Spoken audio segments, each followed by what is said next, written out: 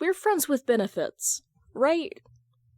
By Rotisy, a Batman All Media Types and Green Lantern All Media Types fanfic, rated for mature audiences, with additional tags for fluff, domestic fluff, crack treated seriously, fluff and humor, attempt at humor, just vanilla stuff, sweet Hal Jordan, sweet Bruce Wayne. Hal Jordan has issues. That is, his issue is commitment issues. Top Bruce Wayne, bottom Hal Jordan, confused Hal Jordan, because he is confused in this, scandal, secret relationship, relationship reveal, paparazzi, developing relationship, friends to lovers, friends with benefits, but not really, Bruce Wayne and Hal Jordan co-parenting, they are situationship final boss, minor Billy Batson / Damian Wayne, bad humor, 50 dick jokes in one fic, Hal actually being scary, Hal Jordan being a mother, Hal Jordan being a wife, mistaken for being in a relationship, Hal being extremely hot in canon, BAMF, Hal Jordan, because he is, need I clarify more? Summary. Hal Jordan is afraid he wouldn't be a good partner. He's afraid he wouldn't be a good father. He's afraid he'll fuck things up and doesn't even realize it. But with Friends with Benefits, he could get someone warm to hold at night, and when the sun rises, they would part ways and never see each other again. That's what Friends with Benefits are supposed to be. Right? Then why is Hal living in Bruce's manor, eating his food, and co-parenting his kids? Chapter 1. Hal is not unfamiliar with the term Friends with Benefits. He has heard about it, talked about it, and entertained the thought of it several times in the past. Only the thought, not the true nature of the term itself. Hal is more of a traditional guy than you may think. Actually, he always dated with the thought of marriage in mind. Typically, that same thought about marriage makes him get cold feet every time things ever got serious in the past. He's afraid that he wouldn't be a good partner. He's afraid that he wouldn't be a good father. He's afraid that he'll fuck things up and doesn't even realize it. But with Friends with Benefits, he could get someone warm to hold at night, and when the sun rises, they would part ways and he'd never see them again. That is what Friends with Benefits are supposed to be. Right? Are you staying for breakfast? The naked man next to him asks, and Hal, still sleepy, only responds with a low hum, signaling the decision is still pending. So the other man drags Hal's body closer to him first, chest to back, and starts kissing the pilot's nape slowly. To convince Hal, he adds, "Alfred's not here today. I'll make you scrambled eggs and bacon." Hal hums with amusement. Things were awkward after the first time Hal met the old butler. Not as Green Lantern, but as a mere man, in his son's bed, naked like a featherless chicken. Hal couldn't even argue that they were just buddies sharing heat after a long mission, because Bruce was a biter, and he bit hard. Anyone with eyes would know what 6+ visible bite marks on one's chest alone means. The old butler, hardened with time, of course, only asked, "Would you like to join Master Bruce for breakfast?" To which Hal's answer was to put on his clothes, and getting out of the manor the moment the British man closed the door. It was a mistake on Hal's part. The mission tired him out, and his argument with Batman tired him out, and so did the hate sex afterwards. Hal was never meant to stay the night. Hal was never meant to stay the night, ever. Fuck, who's Hal kidding? He and Bruce were never meant to become friends with benefits from the start. "You'll cook for me?" Hal finally speaks up. His voice is hoarse and lazy, mixed with the obvious hint of sex from the night before. How lucky am I? Oh, Bruce likes that voice. He likes it a lot. Bruce's grip on Hal's hip tightens, and his own hip grinds against the other's butt in an attempt to chase the heat the man who ignited the sun possessed. "Spooky," Hal calls. His eyes slowly open up when he senses Bruce's state shifting from sleepy to horny. "No, Spooky, I'm tired." Bruce doesn't give up just yet. He has always been a persuasive man. "Just once?" Hal rolls his eyes and wants to move away. But damn, is it hard to get away from Batman himself? Yes. The answer is yes. Come on, we both know how long your once lasts. I'm not falling for that, Hal exclaims as he rubs his stomach. Also, I'm hungry.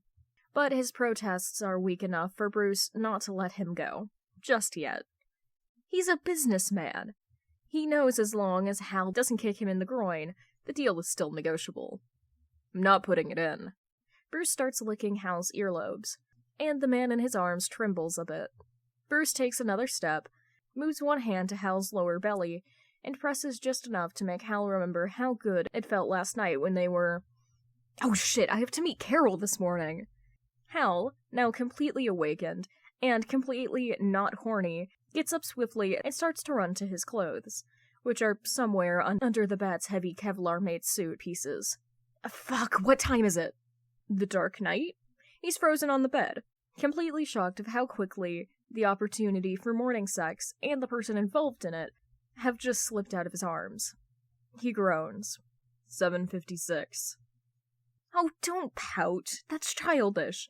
I'm not a CEO who can come whenever I want like you, Hal exclaims as he jumps around trying to put on his jeans.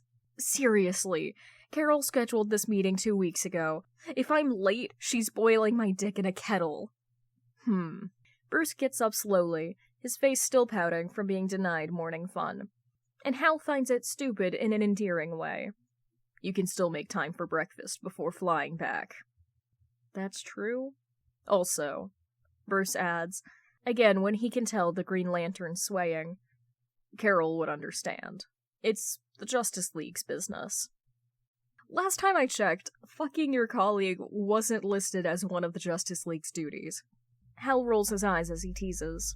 Technically, what Bruce said wasn't wrong. Hal did come here for a mission, and they did have a legitimate meeting in the Batcave. But they both knew the meeting could have been a 5-minute call, and the mission was done by the time Hal's mouth was wrapped around Bruce's cock. So, would you like smoothies or coffee? Bruce offers, with no option of refusal, but Hal doesn't mind. Coffee, with sugar and cream. It's because Alfred's not here today, Hal tells himself.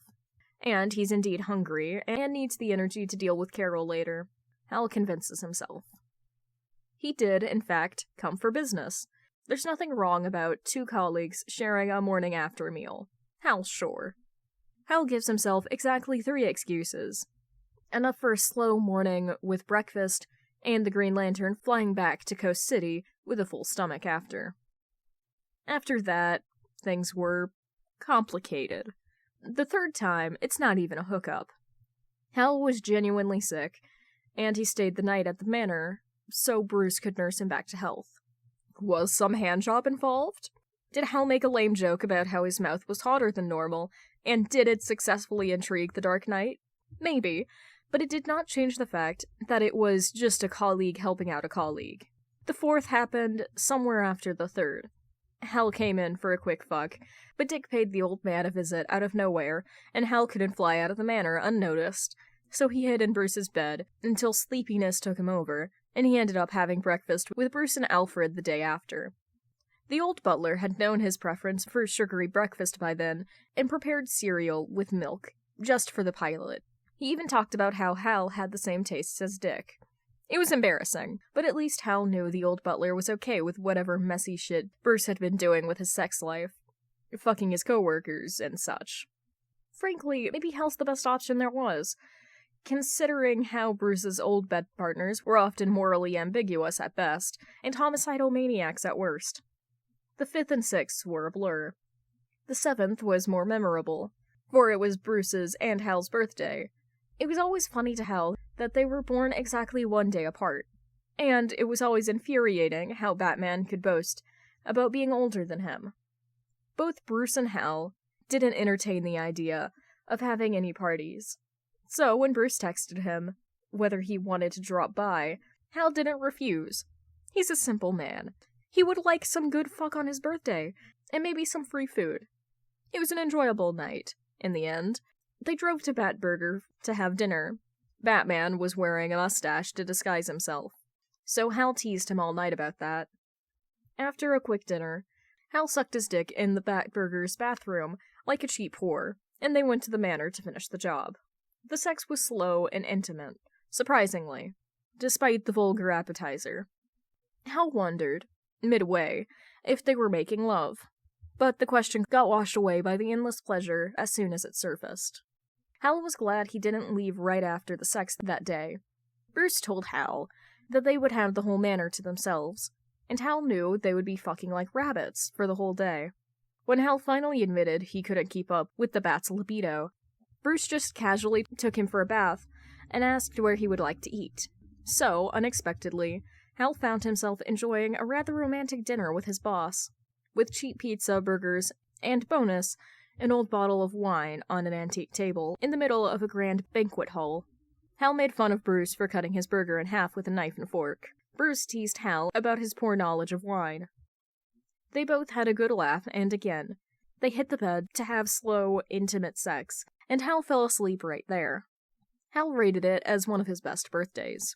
Top 3, even.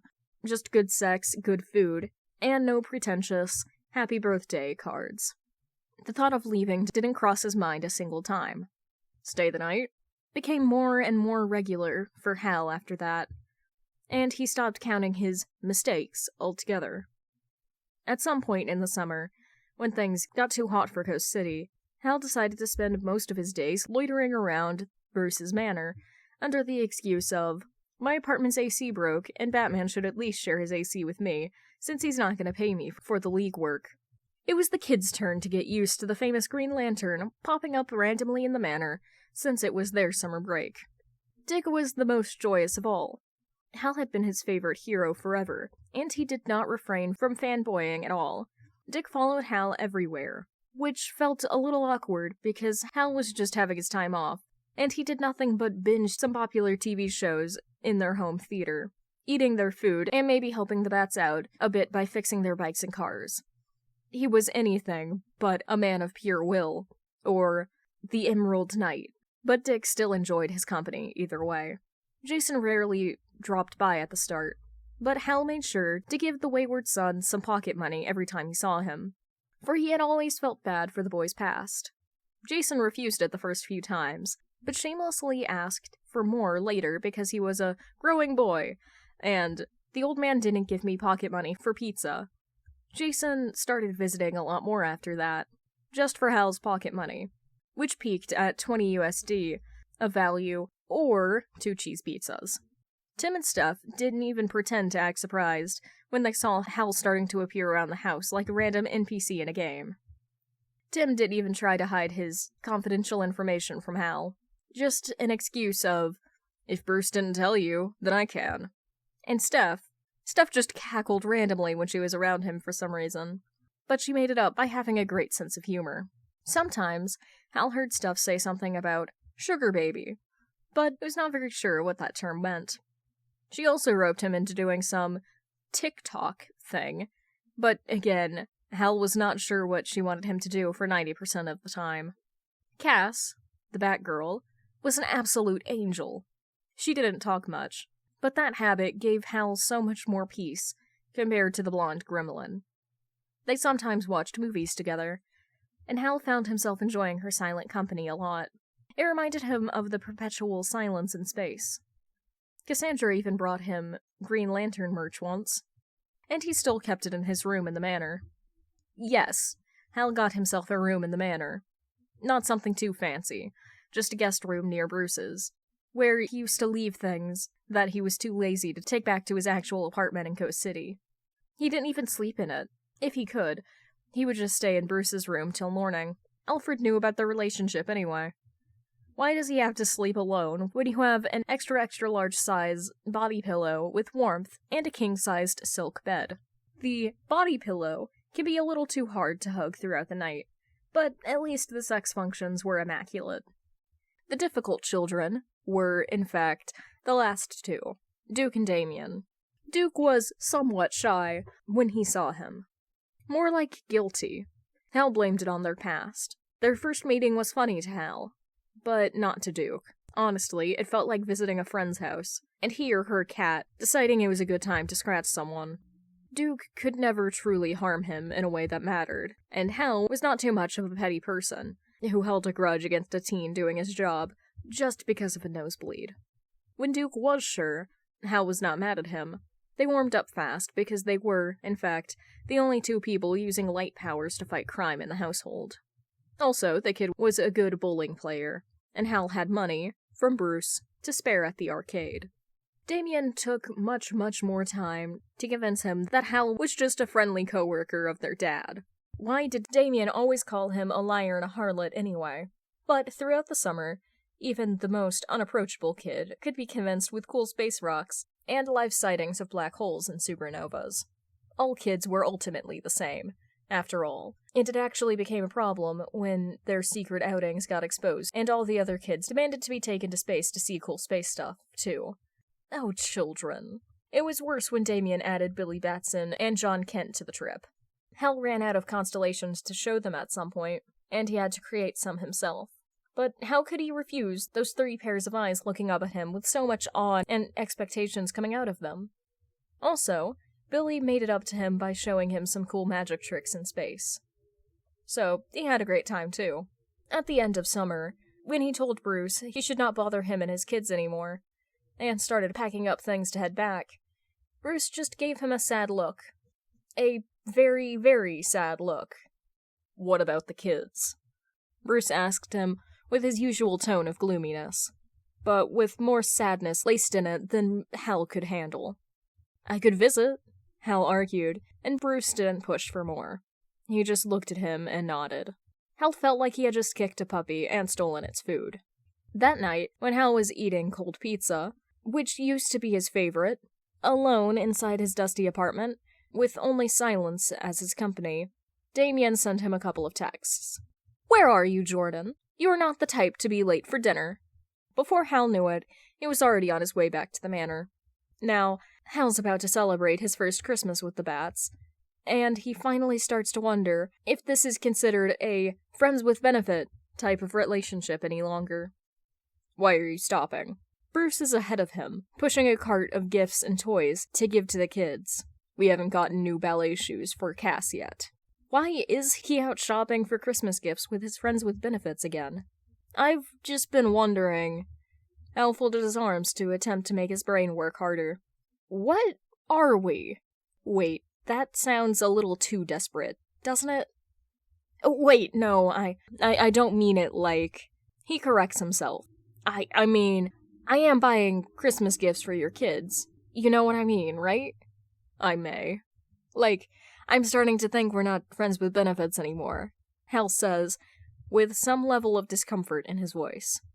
And what do you think we are? I don't know. That's why I'm confused here. Hal sighs. First we hated each other, then we slept with each other, and then I moved into your house, and now we're buying gifts for your kids. Damien even asked me to attend his PTA meeting instead of you, because he knew you'd chew him out for skipping classes. I think the kids have regarded you as their parental figure. Do the kids treat all your bed pals that way? Because it would be concerning to have 30 parental figures in your life. Bruce turns to look at Hal with disbelief in his eyes. Like Hal just said that the Earth was flat. Hal, I have no other friends in this sense. Batman proceeds to roll his eyes condescendingly. We sleep in the same bed every day. How could I have anyone over? Don't blame me for that. Are we roommates? You're sleeping in my room, eating my food, and spending my money. You're a leech, at best, in that sense. Bruce snorts at the term roommates. Call me a leech all you want. You're the one with the sad puppy eyes every time I tell you I'm going back to Coast City. I have never. Bruce blatantly lies. You have! Hal exclaims in frustration. No, never. Yes, you have! After exactly 2 more sentences of argument, the pair start walking again, back to checking off the list of gifts for the kids. They were having shoes for Cassandra, and a new Alice-themed doll for Helen, a Minecraft sword for Billy, and more. The initial question Hal had has been flung out the window, since it's Christmas shopping season, and they'd better hurry before everything is sold out. Oh right, they even invited Billy to spend Christmas at the manor too. Hal wonders, sometimes, whether Billy has been told about Hal staying at the Bat's house. But, well, he trusts Solomon's wisdom wouldn't betray him. So that's that. Also, he's 80% sure Damien is having a crush on the champion of magic. And God would strike Hal if he doesn't have fun with that fact for a bit. Hal is 85% sure the reason Damien tolerates him is mainly, partially because he's Billy's best bro, and he is being the best wingman a grown man can be for two teenagers. He may just make the Batson into a real bat son. The thought of the sheer pun potential of that relationship alone makes Hal giggle every time. We're done with the list. Finally, at 7:42 p.m., Bruce says, and Hal sighs in relief. Honestly, you have too many kids, Bruce. Hal complains, but he sneakily uses the ring to bring the horde of gifts to the back of their car. You're lucky your parents left you a fortune, or you're going to be broke buying gifts for them every Christmas. Well, in my defense, I only adopted Dick and Jason. The others showed up and refused to leave. Bruce hums in accomplishment. Also, you're the one who's going broke trying to buy gifts for Wally, Roy, Helen, Connor, John, and... Okay, stop listing them, I get your point. Hal puts up a hand to stop Bruce from continuing, a sign that he accepts his defeat. They then swiftly get in the car to drive back to the manor. Bruce is the one driving, only because Hal still can't understand the street rules of driving that only the Gothamites have. Only stopping at a red light 50% of the time. If someone is driving by the rules, they're committing a crime. If you accidentally hit someone, give them a gun, so it seems like they're robbing you, and you hit them in self-defense. Also, Duke will have a PTA meeting this weekend about his college applications. Bruce starts the conversation. Are you asking me to fill your shoes again? Hal answers with no annoyance despite the wording, just their playful banter. He's already used to it. Having too many kids means having too many events to attend for one parent to handle. Even if said parent is the Batman himself. Batman is only a man, after all. He actually can't be everywhere at once. Moreover, Hal has eaten too much food paid for by the Bat, not to at least help him out from time to time.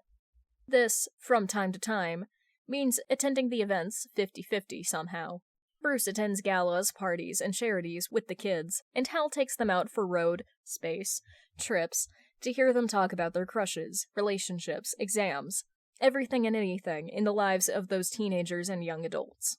Dick once told Hal he has cool guy vibes that are easy to pour one's heart out to, unlike Bruce, who's literally a wall of stone when it comes to emotions. Even Jason comes to hang out with him sometimes. Most of the time, it's just to talk shit about Bruce. But Jason's too funny, in a way that Hal understands. Hal can't help but take the kid's side a little too many times against Bruce. Frankly, by now, Hal thinks the ratio is a bit of a scam, and he's a victim. But Alfred's wonderful cooking makes up for the loss. The butler has been nothing but a gem towards Hal. Good food, incredible honeyed lemon tea, and immaculate help when Hal has any kind of schedule to follow. But Alfred always acts grateful towards Hal. Too much, actually. The butler has told him ever since Hal came to the manor, Bruce has been sleeping much more, and that's all an old bones like him could ever want. Hal wonders if he should just film Bruce getting 8 hours of sleep, and make it into a tape to give the old butler as a Christmas gift. I would want to attend, but I need to meet Talia that day. Bruce adds, it's about Damien's education, only. No need to explain that to me. Hal scoffs. But Bruce knows there's some annoyance in the other man's voice now that Talia is brought up. Do what you do, I don't care. Do you really not? Bruce asks again, turning his head to face Hal. His pale blue eyes are hard to read. As always? No, I don't. I'm just your coworker, remember? Coworkers, right? They are coworkers, and maybe friends, at best. Friends with benefits. A little too many benefits. I see. Bruce takes his eyes off the brunette to drive. The trip will take 2 days. I'll be back as soon as I can. You're staying the night at her place? Now that does make Hal feel a little irritated. Hal guesses it's because the woman has been sort of a horrible mother to Damien, and they share the same color code. Does that make sense? I have seen her. She's beautiful, Bruce. Care to ignite an old flame? Hal. Bruce, ever so slightly, smirks. We are enemies in every way, except when it comes to Damien's well-being now. Don't worry too much. But you almost married her, didn't you? Hal asks.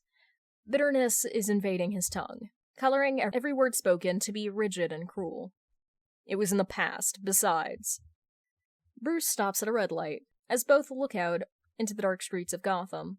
Hal feels a hand twitching on his thigh, gentle and intimate. I have what I want, now. Hal feels Bruce's hand moving up his thigh, and crudely, he brushes them off, pouting. What do you mean? Bruce stubbornly puts his hand back on Hal's thigh. He likes how those thighs feel under his touch. They're not too soft, but not too hard, either. Perfectly elastic to the touch. And they fit in Bruce's grasp like a glove. Thank the stars.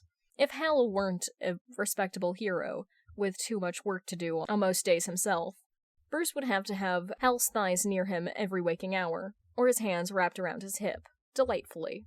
A roommate. Bruce snorts. He's laughing at himself and not really Hal. A roommate who goes to shop for Christmas gifts for our kids with me. The question resurfaces again in Hal's mind, and he turns to Bruce with a mocking question. Aren't I doing too much for a roommate? Bruce barks back. The house you're staying in, rent-free, is worth $125 million as of this year. Annual maintenance fees included. Bruce moves his hand gently up and down Hal's thigh, placing his fingers deeper into Hal's inner thighs. You also have a professional butler who cooks for you, cleans for you, and last time I checked, this roommate of yours bought you a plane because you said you wanted it. You named it Maverick. Alright, babysitting for the bats is worth all the trouble. Bruce even repurposed the aeroplane into a state-of-the-art fighting jet for the Justice League for Hal, effectively turning that old jet into $1 million war machine. For peace, of course. Thinking of that, Hal considers maybe he should suck Bruce's dick right now out of sheer gratefulness. But the irritation coming from Talia's name being brought up still irks Hal. Should he suck Bruce, or should he continue to be a jerk? Who knows? Not Hal. Don't be mad. Bruce turns his eyes to Hal, who's still busy thinking to himself, and squeezing his thigh a little. I promise I don't feel anything for Talia any longer. You know she tried to kill me before. I also tried to kill you once or twice. I guess you have a thing for people who can kill you. Typical Batman, Hal scoffs, as he folds his arms defensively. Is there a criterion, Bruce? How many boxes do I tick? That question is... Bruce almost can't control his expression and laughter. No, he's not laughing at Hal, or himself any longer. He just wants to laugh at the absurdity of their situation right now. Or their relationship, to be more precise. Many have asked Bruce the same question before, just in different tones, with different underlying meanings, and being the well-prepared man he is, Bruce has many answers stored in advance for each and every one of them. To some, he would say it was their hair that captured his heart. To some, it was their skills and desire to better themselves. To some, it was their righteousness and yearning to do good. But Hal? Bruce has never thought the Emerald Knight would ever ask him such questions in the first place. So, Bruce Wayne, the world's best detective, one of Earth's finest, can only mutter one answer. All of them. What? Hal almost feels repulsed by Bruce's answer. The car stops near a red light, which is concerning to any Gothamites passing by. Usually, a car obeying the rules means there's a body in the trunk. The Emerald Knight almost starts yelling at Bruce for giving such a basic Playboy-coded kind of answer, until Bruce lifts his eyes off the road and looks at him. Sincere, truthful, with nothing to hide. All of them. Bruce sighs, like he's admitting defeat. You have a difficult personality with a tendency to disobey orders. Dealing with your attitude on the battlefield makes me want to kill myself. You're good with kids, but you're dead scared of starting a family of your own, due to your low self-esteem. The stock market fluctuates less than your sense of self-worth. You can also kill me easily at any time, at any given moment, if you please. You're also a brunette. Oh. Hal, well, the man of pure will hadn't really expected such an honest answer, and specific answer coming from Batman, who's usually more huff and analyze for yourself type of man. Thanks? Hal's brain can barely conjure up an answer, as he feels so much blood rushing to his cheeks and chest, leaving his brain too dry to even function properly. You asked for my answer, and that's the only reply you can come up with? Fuck, I don't know! Hal yells out, turning his face away out of pure embarrassment. This is... you... I didn't think this far, okay? Fucking smartass? Are you teasing me? You also have nice thighs. Bruce likes thighs, which is not really a secret to anyone. He also likes teasing Hal. They do look good in tights, and thigh-high boots. Alright, that's a little too... Hal jerks up, and turns around to put his hand on Bruce's mouth and cover it, preventing it from spouting any more nonsense. Or even Bruce? Tell me something only Bruce would know. Hal squints his eyes with suspicion, mostly to cover up his own bashfulness. Bruce is silent for a moment before answering. You tried to suck me off in the Batmobile, not knowing Dick was hiding in the back seat to spook us. You couldn't look him in the eye for a week afterwards. Oh, alright, jeez. Hal jerks back in bewilderment. That one specific event still haunts Hal to this day. So much awkward silence. So many sleepless nights. Hal had a nightmare where Child Protective Services came to lock his ass in jail for indecency in front of children. Bruce still doesn't understand his troubles with why CPS would be involved. Dick is nearly 30. Did you get hit with truth serum or something? I'm positive I'm not. But listen, Hal. Bruce pulls Hal in for a kiss. Chaste and soft, like a kiss between lovers, not friends. Hal doesn't mind. Bruce has been inside him too many times to count already. So, what's the problem with sharing a kiss like this whenever they want? I promise you there's nothing between me and Talia any longer. I will tell you everything at any time you want. If you're still not satisfied, you can have me wired. Hal's irritation has died down with Bruce's reassuring words. But with a little pride left, Hal still stubbornly doesn't return Bruce's kiss, like he usually does. 2 days is 2 days. Bruce's kisses start to move, from Hal's lips to his cheeks, to his forehead, and his eyelids. The moment the problem's dealt with, I will be back to you as soon as I physically can. When Hal's finally satisfied with Bruce's answer, he raises his gaze to meet Bruce, and, reluctantly, Hal leans in for a gentle kiss. A little longer than the kisses Bruce has given him to make up for the numbers. Hal doesn't know why, or since when, kissing each other has become part of their package of benefits. Hal once thought friends with benefits had to have a strict code of not kissing each other. But the logic behind it was lost to Hal some time ago. Maybe during one of the nights they spent intertwined together in the same sheet. In Hal's mind, kissing during sex feels good, so why should he deny those kisses outside of their bed? If you're not back by Tuesday, at worst, I'm coming to get you, whether you like it or not, Hal says after a kiss. Don't you dare tell me that it's your problem to deal with. I'll strangle you. Hal wants to say that Bruce's problems are his too, since he has a vague idea that if Bruce ever dies, he's the designated one to look after their children and pets. But it feels a little too much for the friends with benefits relationship they're having. You know, I would like that. It'd be a reward. Bruce quietly says, smirking, missing the feeling of Hal's lips already. He should kiss Hal more when they get back to the manor. The red light turns green, and Hal pushes Bruce away, back to the road, to remind him that they still have a destination to reach. Stop being horny. We have to pick up Damien from his extracurricular in 15 minutes. Bruce shrugs, a smirk on his face. Right after that, they're back instantly to the topic of gifts, and where their families should go for the Golden Week. Of course, their kisses had been caught by a paparazzi. Chapter 2. The X. Damage control. Definition: any efforts as by a company to curtail losses, counteract unfavorable policies, etc. Normally, Hal is more used to damage control, in the sense that involves patching up a hole in the moon, reigniting the sun, or helping a civilization rebuild their entire planet, or just simply catching a meteor. He has never, emphasizing on never, been called to do damage control at 8 in the morning by Carol Ferris with fury in her voice. Something something, drag your ass here, Hal, and you're so dead.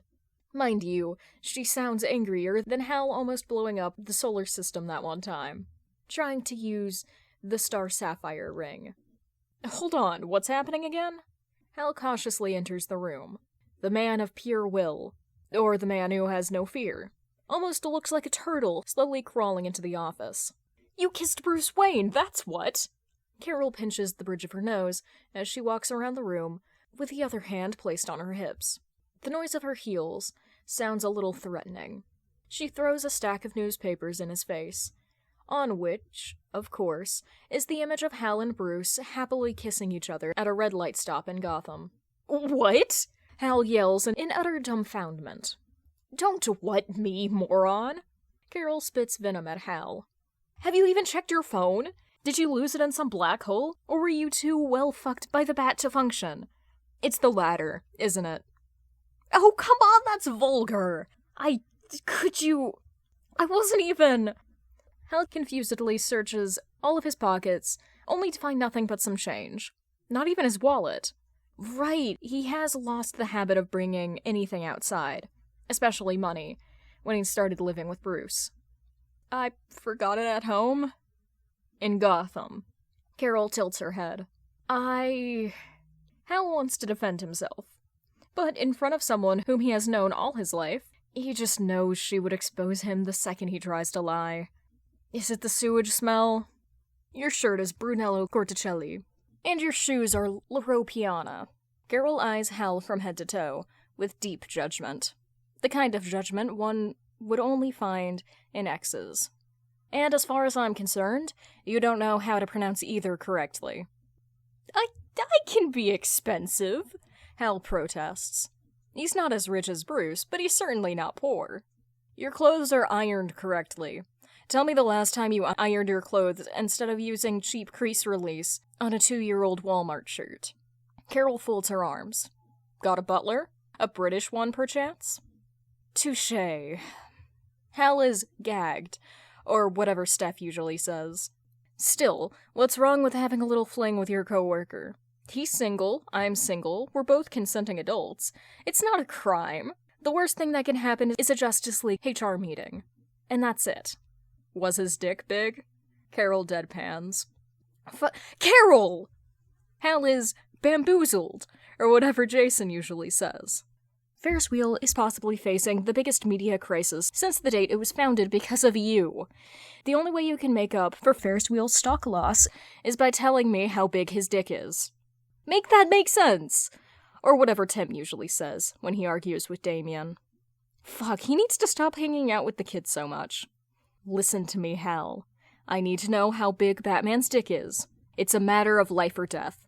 You have been fucking him for God knows how long, and you don't know how long his dick is? I thought you said you're good with measurements.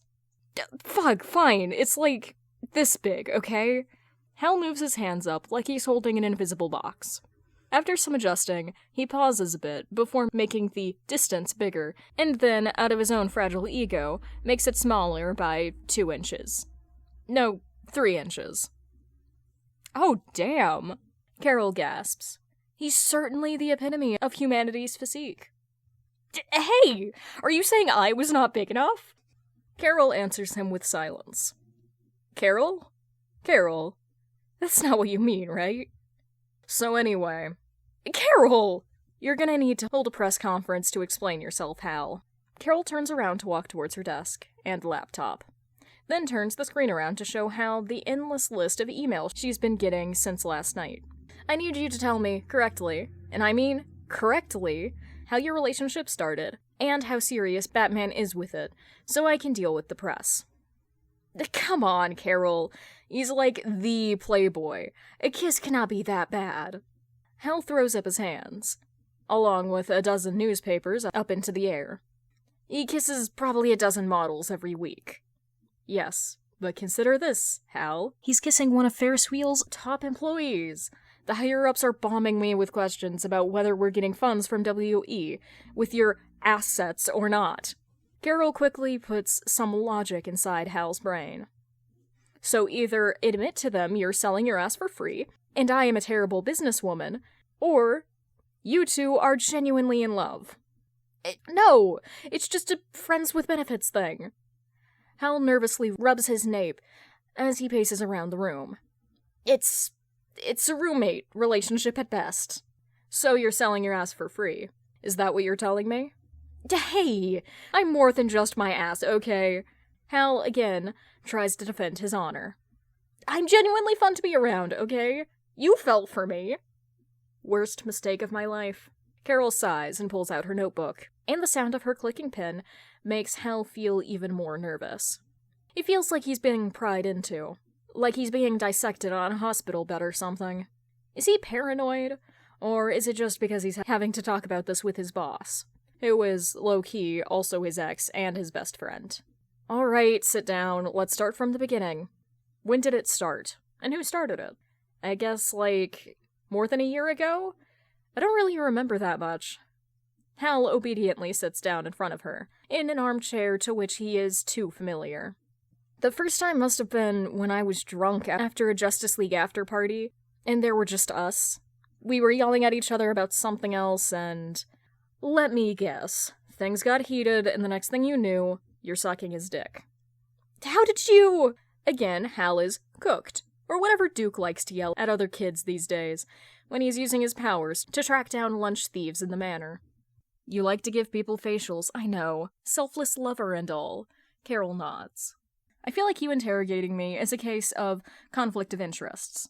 For the first time in Hal's life, he has to pull out his vague knowledge of the law card, which, of course, means total shit in front of Carol, the one who actually runs the company that feeds him. And after that, you officially started the sexual relationship with Batman, yes? Friends with benefits, you said. Carol continues the brutal interrogation. Define this friends with benefits thing. What are the terms and conditions? Well, it was strict no kissing and staying the night at first. That got sidetracked a little recently, but we're strictly just physical. Hal reaffirms. Uh-huh. Carol is scribbling something heinous. Hal just knows it. Uh-huh. And I guess he at least buys you some food after sex? Hal recalls. Does Alfred making me breakfast count? Hal decides to carefully leave out lunch, dinner, snacks, and tea time from the question. Honestly, Hal hasn't even thought about food recently. He wakes up, eats whatever Alfred makes him, repeats for the whole day, and if it's just a date night, no, not a date night, just a friend hangout, Bruce would buy him food. Hal doesn't even remember the last time he ate frozen pizza, or even cheap chips. He even started to take an interest in cooking some homemade food with Alfred himself. Some clothes, too, I can see. So Batsy enjoys ripping clothes off, huh? Carol, again, looks at Hal from head to toe, which makes Hal shiver. That's invasive, Hal weakly says. He knows for certain there's nothing he can even do at this point besides trying to defend his honor. Keyword, trying. Uh-huh. And Carol seems to be invested deeply in thought. Tell me, Hal, how long have you not been home? Your actual home in Coast City. Your apartment. 2 days? Don't lie to me, Hal. I can use my ring to make a quick trip over there and see for myself, and back before you can blink twice. Carol shoots Hal a dreadful glance. Want to make a bet on that? Fuck, fine. More than 2 months? Maybe 3 or 4, I guess? I don't know. Hal, again, throws up his hands. I've been staying there since the summer, okay? My AC broke. Right. Carol drops her pen down and turns to her laptop to type something. And Hal gets nervous. Really nervous. And what were you doing yesterday with Batman, Hal? Probably not partying, since that's a family SUV, not a Lamborghini. That family SUV is bomb-proof, you know. But not paparazzi-proof, apparently. Carol uses her pen to point at the things stacked behind them on the newspaper nearby. You were buying something for the kids? It's just Christmas gifts, you know? For Helen and Billy and the Robins. I bought gifts for Roy and Wally too, and basically all the kids I know. I mean, they're not that special. Hal, again, tries to make some weak points. Oh, Carol is eating him alive. I see. Carol glances at her laptop again and asks, what exactly did you buy for, let's say, our angel Billy? Switch 2, the Shazam limited edition with the new Mario Kart. Hal answers with no hesitation. It's a no-brainer answer, actually. The kid has been saving up for it with his pocket money, from doing chores at the manor, for months. But Hal just wants to give him a surprise, and tell him to use his hard-earned money for a date with Damien later. 2 gifts in 1 stone. Damien also gets a Switch 2 to play with Billy, of course. But the Robin edition. Do you even know how much it costs? Again, Hal knows there's a trap behind the question. Hal has known this. He has seen the receipts. He held them in his hands, because Bruce was busy pushing the cart. Remember, Hal, how much did the Switch cost? $100? That sounds about right. Right? The last time he bought some kind of console was 30 years ago, okay? Don't blame Hal. He may look 25, but he's still a 40-year-old. And plus, old man at heart. No. Lex Luthor's tariff made a Switch 2 cost $800. You used Batman's money to buy those gifts, didn't you? Fuck. Caught red-handed. They're that expensive? Damn. Yes, the global economy is more wrecked than Hal's ass, apparently. I bet you haven't even opened your bank account ever since you slept with him. That's why the bank asked me if you had died. Carol concludes, as she slams her hands on the table, like they're in some sort of court. And the ultimate sentence is losing one's dignity. You've been living with him, eating his food, using his money, and wearing the clothes he bought you. You're a sugar baby, Hal. The verdict's in. Hal's a sugar baby. Oh, come on! A sugar baby is too much. I pull my weight in the relationship, too. Hal jerks. He looks sort of pathetic, but not in a sexy way. He just looks like a wet, hungry raccoon that's trying to wash cotton candy. But it just dissolves. Define pulling your weight when you're living like a leech under his roof. Carol clicks her tongue. Alright, fuck, I do some babysitting for him, okay?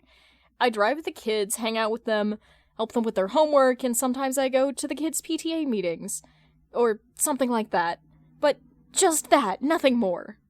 PTA? You attend their PTA meetings. Carol gets even madder, borderline wanting to beat Hal to a pulp right now. The PTSD from the past makes Hal curl into a defensive state, ready to call his own ring over at any given moment. But against Hal's expectations, Carol takes a deep breath before turning around to gaze at Coast City for almost a minute before saying, I think you got scammed by Batman, Hal. Right? Like, I thought so too. I think I do too much sometimes, especially when it comes to the kids' love lives. The other day, I told him Damien liked Billy, and he acted like it was the apocalypse. I've been trying to set them up for so long. How can he not see it? Hal starts to rant a bit, and then he gets cut off by Carol. No, you fucking idiot. She turns around, her face grim, and her voice cold as ice. You're not his friend with benefits. You're his wife. The mother of his children, even. What? Hal is dumbfounded. All that, and you can't help Ferris seal a single deal with W.E. Carol lets out a long sigh. This generation's Mrs. Wayne is useless. Good God. The fuck do you mean, Mrs. Wayne? I'm like a babysitter at best. Yes, I eat his food, stay at his house, and use his AC for free. But that's just by payment. Sort of. Hal. Carol sighs deeply, disappointed by the sheer denseness of the man of pure will. Hal is usually the smooth, charming, and quick-witted type of man. But God forgives. He now sounds like an 18-year-old country girl getting marriage-trapped by a middle-aged man. That's not babysitting, that's being a housewife. Bullshit!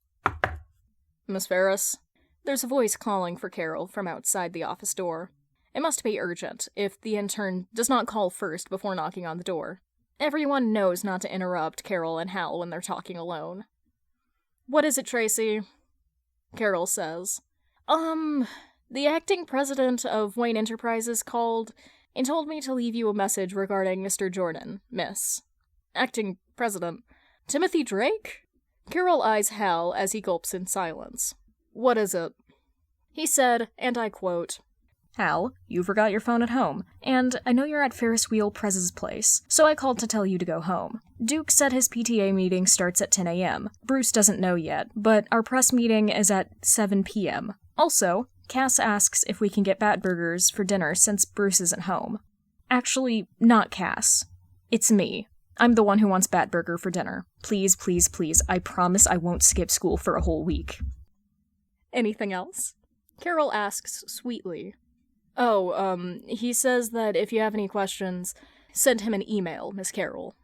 Carol glances at Hal, and his face goes pale in under 3 seconds. "All right. Thank you, Tracy. Wonderful job as always. I expect you to not let anything slip to the press yet. Is that doable, sweetheart?" Carol nods at the young assistant with a gentle smile. Of course, Miss Ferris. Anything for you." The young assistant's face is red as a tomato as she leaves, completely starstruck. Right after that, she goes right back to Hal. "So, I guess they ask you for permission to eat fast food for dinner, My ring's much better at detecting burger crumbs than Batman's mortal eyes?" Hal slumps down, admitting defeat. "That's all I can say." Carol scoffs. "Those kids don't even listen to Batman himself. I have to say, I'm impressed, Hal. You say that like it can get me out of trouble somehow." Hal turns to Carol. "What do you want me to do? Comb my hair, wear a suit, and announce to the world that I'm his summer fling? His sugar baby? His nanny or something?" "Well, not anymore," Carol shrugs. "You hear your son. He has arranged a press conference and compensation for my business reputation. I'm fine with that. Guess WE and Ferris Wheel will begin a strategic partnership from now on." "Are you seriously selling me to Bruce? I thought we were friends! Best friends! You said we were soulmates!" Hal doesn't even register how the term, "your son," doesn't sound weird to him. "I'm flexible." Carol shrugs as she turns around with a smile on her face. "And from what I can see, he's taking good care of you, Highball. Designer clothes, home-cooked meals, and nightly maintenance. What more can I ask for? I should be paying him. I told you it's a friends with benefits thing. It's not that serious." Hal, again, sighs for the 10th time that day. "Sure." Carol gives him a, "yeah, right, totally believable" look, and says, "Go home to your kids, Hal. Tell that Timothy boy the bat burger's on me, okay? $50 at best for a $1 billion deal." Carol is practically being bribed by Tim. Completely pleased with the results, she shoos Hal away and instantly goes back to typing on her laptop, which intrigues him. Actually, it worries him. "What have you been typing? It looks important." Usually, Hal's not interested in Carol's business. He's the type of action-only guy. But she just seems ominously giddy when she looks at her screen. "Oh, I'm reporting whatever you've been saying to the girls. You know, Diana, Dinah, Shayra, Zatanna, Jessica, Kara, Vixen, Lois, blah blah, you know, the girls." Lady Shazam seems pretty nonchalant about it, though. Maybe the god's wisdom. "Carol, did you seriously air out all my laundry for every woman to know?" "Yes, and they all say you're dumb as fuck." Notes. Gosh, Hal is so dumb. Affectionate. This poor person who I'm mispronouncing their name. Can you give me a pronunciation guide? I think it would be super sexy if you had a pronunciation guide. He's very himbo-coded. I, every day, remember why I record these when I'm home alone.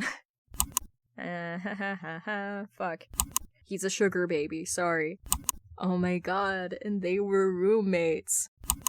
The Nightwing comics, there is this page where he's fighting this group. They call themselves the Blood Knights. He spends this entire page telling this group, who are pronouncing their name wrong, that actually it's pronounced Bloodhaven, so they are the Blood Knights, and it's a great scene.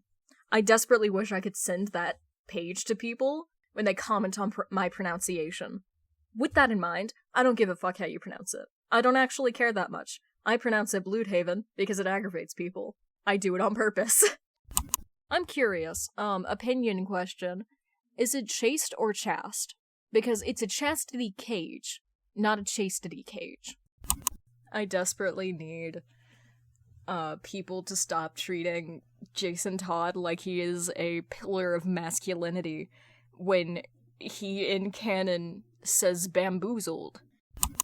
Which means he doesn't swallow, by the way. I'm gonna judge Hal for that. I refuse to believe he could look pathetic in a not sexy way.